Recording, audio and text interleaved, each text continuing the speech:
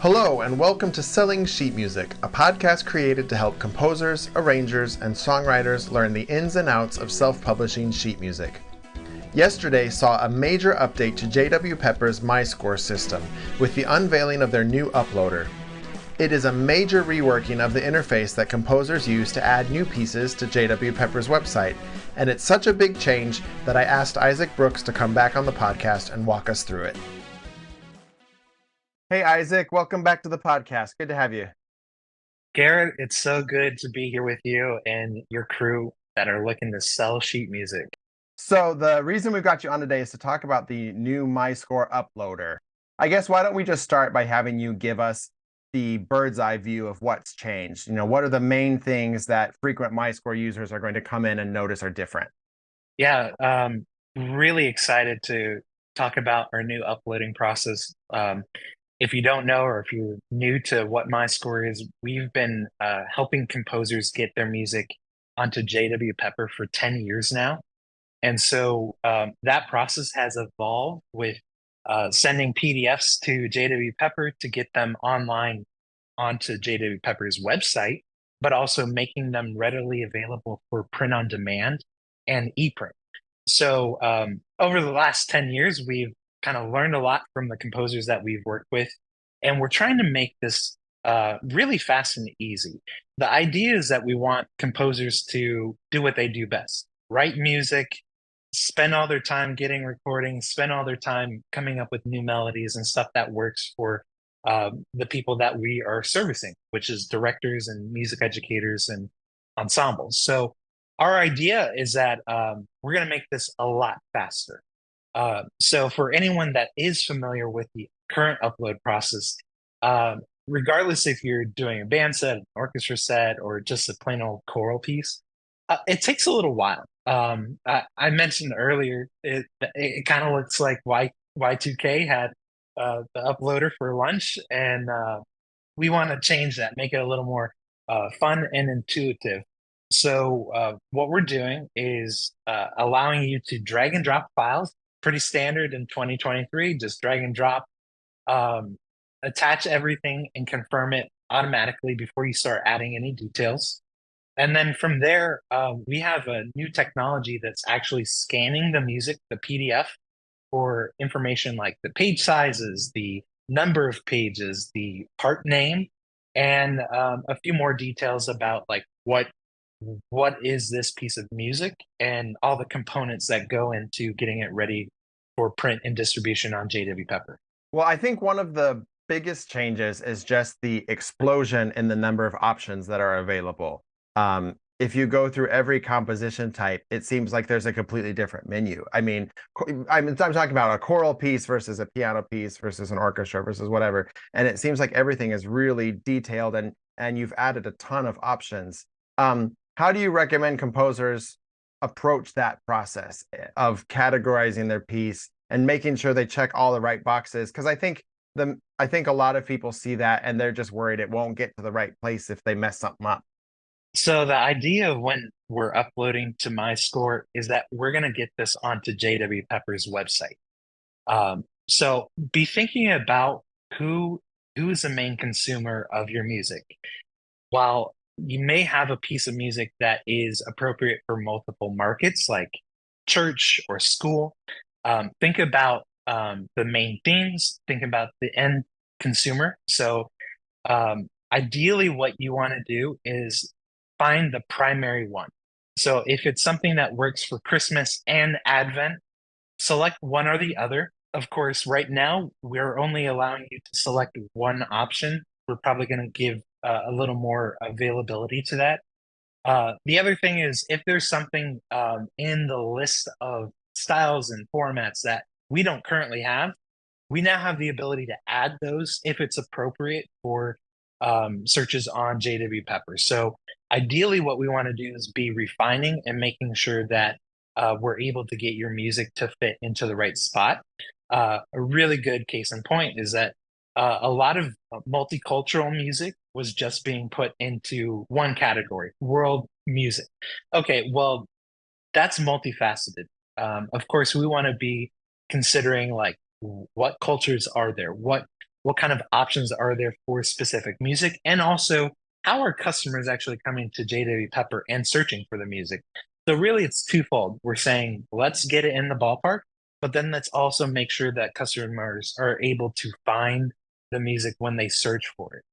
So my recommendation really is go through the list, see what's there, see what is kind of the standard for what we call things, what you may consider things.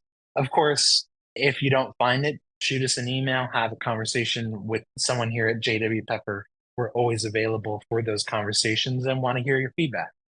And just if you're listening and you haven't gone on the uploader yet, just to give you an idea of what we're talking about, I have it open on another tab, and I just started a new choral upload. And under style, there's 28 different options for style that you can put in, and that's just for concert. If you change to a sacred choral upload, you get an even larger menu that goes with the liturgical calendar and all that. So I mean, you're all of these different categories. Are they tied to the search engines when you go on the Pepper website, or is that more of just the back end for Pepper keeping track of what they have? So it's both. So the back end, of course, is driving the search engine and the search results on the website. So ideally, what we're doing is serving up to the customer what they're searching for. So if you've been to JW Pepper's website and you've just typed in like Christmas music for choir, okay, very broad search result. And you'll start to see in some of our navigation, like it's broken out by different themes, styles, or even voicings. And so what we're doing is we're trying to make that funnel kind of less and less. So ideally, we're getting you the right piece of music that the customer wants when they're searching. Of course, a lot of those drop downs are always going to drive the different product lines that we have. So you mentioned having a different style options for school choral versus sacred choral. Of course, not everything's going to be appropriate for each market. So they are dynamic and they're going to probably have a little bit of crossover, but those are specific per market. And you'll also see that between band and orchestra that those styles change dynamically. Is there going to be the option at some point to choose more than one? Or is it better to narrow it down to the most specific use rather than choosing a more general one to sort of cover all your bases? So for right now, it's going to be the general, the primary. We'll have the option to add secondary and third options as well. That is just not going to be in our current upload or release. That is in our backlog. We have a nice long list of things that we want to get to, and the great thing about this new uploader is that it's going to position us in a way that we can make changes on the fly and continually improve what we have and make it a tool that works for composers. Well, I mean, really, you're talking about automating the system, right? I mean, we've had some chats offline about this, and at this point, anyway, it's still you personally putting things onto the MyScore, right? And if I'm understanding this correctly, the system will take care of that once it's live, rather than you having to go through and manually do each change and do each piece as it comes onto the site. Right. Our goal is to automate. When we started 10 years ago, it was someone scanning a piece of sheet music and trying to get it into JW Pepper's system. Then it moved to notation This software. was pre Y2K, right? Yeah. So I mean, there's a lot that's been automated. There's a lot that we want to automate. And of course, with new tools and being in a different decade from where we started, we have new tools, of course, because we're powered by Pepper. A lot of that's driven by what Pepper wants as far as like the back end and how we manage files and how we get them on the website. So a lot of larger conversations happening outside of just MyScore and what we're doing right now to get music online. So we're pretty excited about that. There's a lot of hope for automation to just be able to send this all in and figure it out for you. Of course, as a composer, as someone that wants to sell their music, you have to keep in mind, like, what does the product look like to the customer? So not everything is going to be fully automated. Sometimes you're going to have to pick your paper sizes. You're going to have to pick or determine where do you want a page turn? Where do you want your cover to be? And so not everything's going to be automated.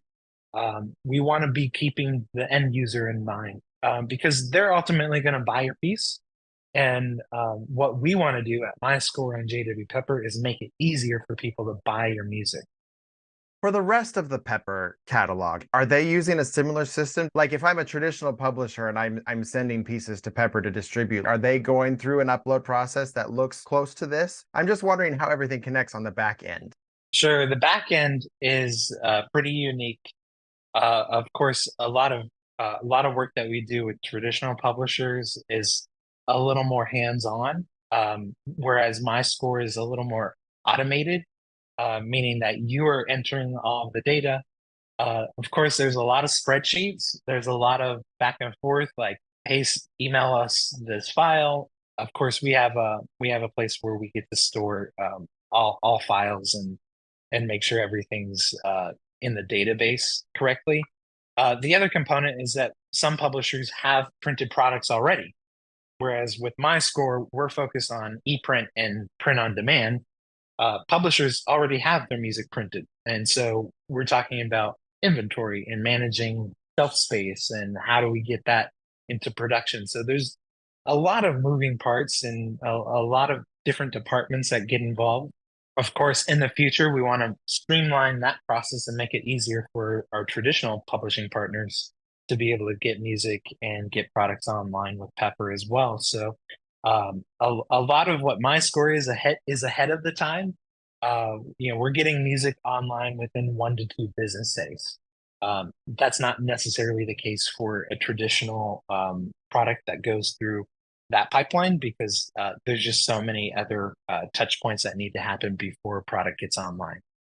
Well, I don't want to put words in your mouth or anything, but it does seem to me that for Pepper to put the time and the money into developing a system like this, to me, that suggests they have a lot of confidence in self publishing and where that's going just for the industry in general. Do you think that's fair to say? I mean, what do you see the future being for self publishing and its role in the market? We do have a lot of confidence in self-publishing. We appreciate our traditional partners who have been with us since day one. That's a long time to have a relationship, over 150 years worth of distribution. That's something that we can't take for granted, and we love them. We also know that there's a lot of smaller players that want to get into the game that have great content, that have maybe something that doesn't fit with a traditional publisher, or maybe they want the flexibility of just doing it on their own, building their own brand and having control over their music. We want to be able to have a product, which is MyScore, that fits their need. Of course, with MyScore, we don't own the copyrights, and that actually, in a good way, kind of gives the end user, the MyScore user, the composer, arranger, the flexibility to do what they want. So if they want to get a recording from a specific group that they love, or if they want to promote it through different means, they can do that. Or if they want to decide, hey, I'm done selling music, or I want to go and work with the traditional publisher, they have the flexibility to do that. It also makes it a little more challenging because as the composer of your music, you're also the CEO of your music. You have to figure out how to promote, how to get it to customers, how to get those arrangements and get everything done. So we do have a lot of confidence, and we've seen this grow. We've seen self-publishing grow. When everyone was stuck at home over the last couple of years, a lot of people found time, found ways to get their music out, and MyScore was one of those ways to get their music to the end user. I feel like there's not a lot of understanding generally about what goes into making a website and making a system like this. And I think there can be a lot of frustration from users when they think that something, really obvious to them should be there and it's not there, or if there's some kind of glitch and it's not working the way it's intended. Could you just talk about how hard it is to build a system like this? What's that process like? Take us into the development and the kinds of things you have to go through. And I mean, how long did it take just to get to this point? Yeah, so in March of 2020, we had planned on releasing a new uploader, and it had been about 3 months worth of work to get to that point. And then everyone went home, and we shut down and wanted to revisit what uploading looked like for JW Pepper and for MyScore composers. A lot of my day is running around. I'm trying to understand, where are we at with getting this particular body of work, like a drop down updated, or where are we at with uh, getting the new version of the beta test out to beta users, and what's the timeline for releasing to all of our user group, and translating musical terms to non-musical people. It's kind of like doing a little crash course in music 101. It's like, what is a score? What is a part? What are the elements that come together to make a product that our end user uses? You know, the end user sees printed product, it shows up in a JW Pepper box, and hopefully it's arrived by their shipper of choice with no issues. There's a lot that goes into that, from ordering to just getting it online to making sure that it shows up in the search results. And a lot of that comes down to us defining and saying the end user wants this. Here's how we make it happen with these little checklists and requirements and criteria to say, when I go to the website, I'm going to be able to buy the sheet, this piece of music, and it's going to get delivered to me. That's the basics. Of course, now we start talking with programmers and they say, well, what color do you want the button? Or do you want this to say these words or this word? So there's a lot of back and forth. There's a lot of like going toe to toe to say like, no, no, no, no, it should do this because the customer might be confused or the composer might be confused when they're uploading something. And to touch on uh, what current users have experienced is that um, where we're moving is to a platform that will be more customizable for me as a manager of the service to be able to update as I hear feedback, but also just a better all experience, like for programmers to be able to deploy new features and new elements in code than it was in the past. What was the hardest thing to figure out? So the hardest piece of the puzzle really is setting up files for print, because what we do is we give composers the option to send us an octavo, an 8.5 by 11 booklet, or oversized band sets that could be 11 by 17. And then the other part is that a single product, sometimes for like a band or orchestra set, can actually mean that it has 40 different components to it. If you're thinking about a symphony orchestra, you're going to have plenty of extra parts, whereas like a choral octavo traditionally only has one PDF.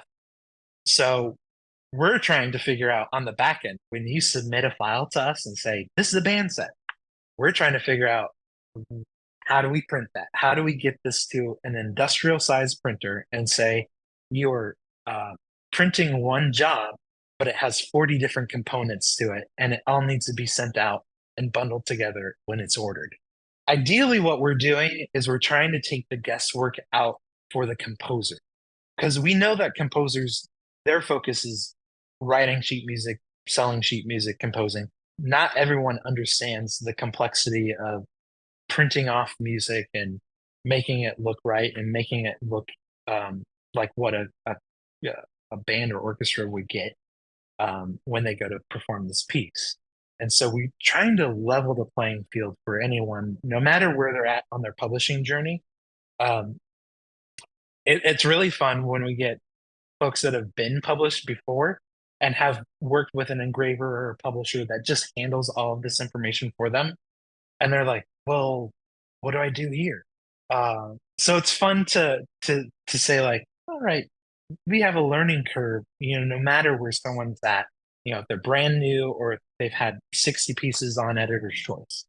So, if you are somebody new, what should you do to make uploading as smooth a process as possible? What do you need to have prepared before you start, and what are your tips for getting through it as efficiently as possible?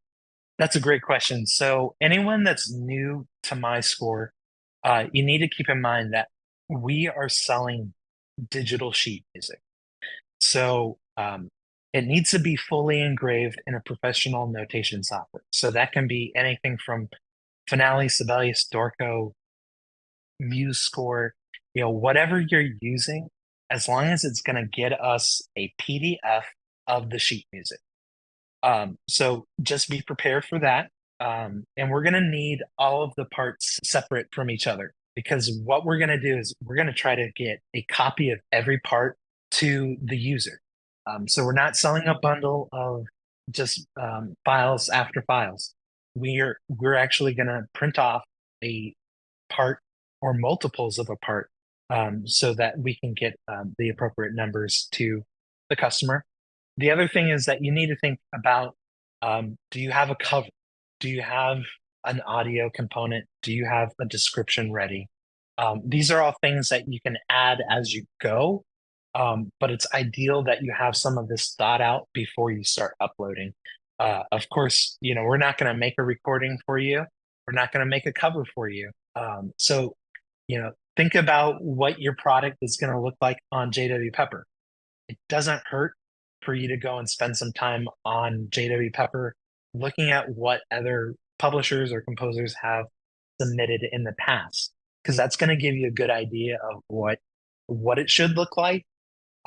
Also, general ballpark for pricing too. If it's uh, an easy piece for elementary violin, you want to make sure that you're not charging $300 for that because that's going to automatically kind of put you out of the range for someone shopping for that type of music.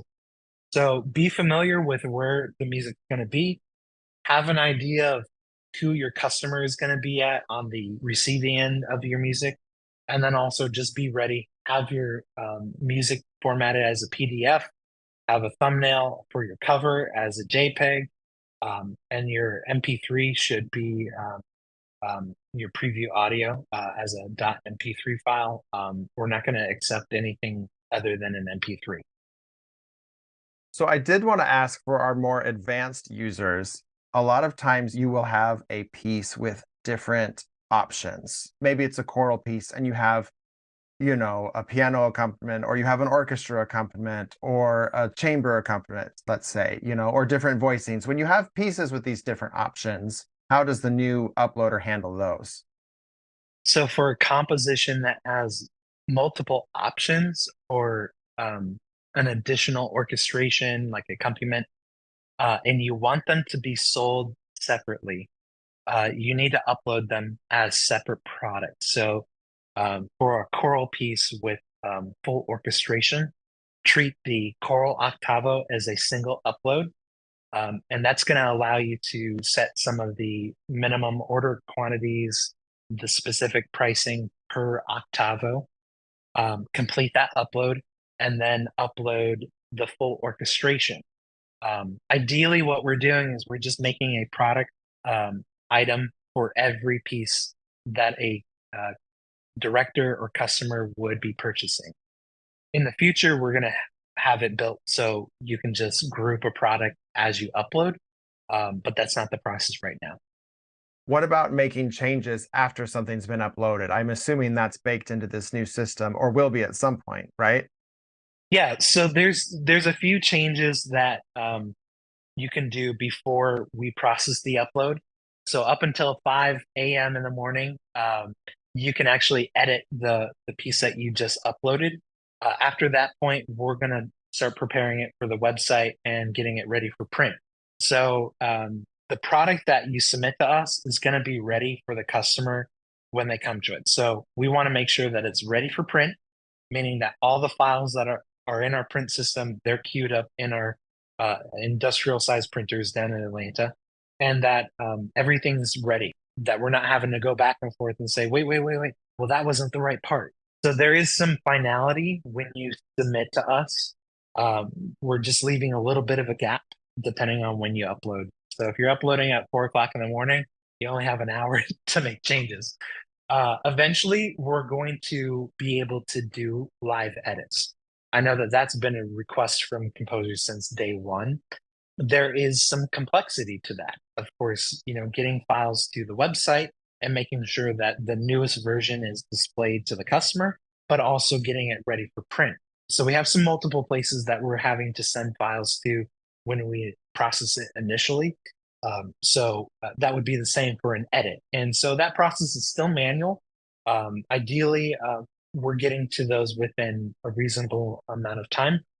Of course, if you're redoing your entire catalog and updating every part and updating a lot of content, we may just say it's going to be faster for you to re-upload because of the complexity of the project that you're doing. And honestly, that's okay. We want to make sure that the product looks good. It's got all the right information, and we have a lot of composers that we have to manage and a lot of files that we need to make sure are in the right place. We'll work with you. Feel free to email me at myscore@jwpepper.com. Or if you're in the Facebook group, go ahead and shoot us a note. Say, hey, I got a big project. Can you help me out? And I'm happy to jump on a Zoom call and talk you through it. We've added a few team members. So a lot of those edits that are still manual right now are going to be hopefully going through much faster.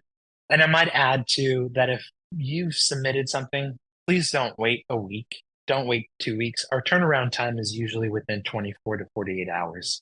That's not including weekends. We like to have a life, but please follow up if you don't see something. We want to be your business partner. We want to help you out and make sure your stuff looks good on the website. So if it's not, or something didn't go through, we might need to troubleshoot. So don't wait.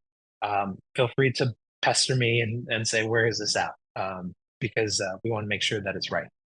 Well, I really appreciate you taking the time to come on and talk us through all of this new and exciting developments. Anything else you want to tease before we go? Teasing. So we're going to be at a few events. We'll be in July. We'll be at the Texas Southwest Summer Exhibit for Texas band, orchestra, and choir directors. And then from there, we'll be hitting up all the major music education conferences. So be on the lookout for any updates about when we'll be there. And of course, we like to hang out with you. So stop by our booth or be on the lookout for maybe a happy hour or a mixer to just come connect with some of our staff and the JW Pepper team. Well, that sounds great. We'll see you around. All right. Thanks, Garrett. Appreciate you.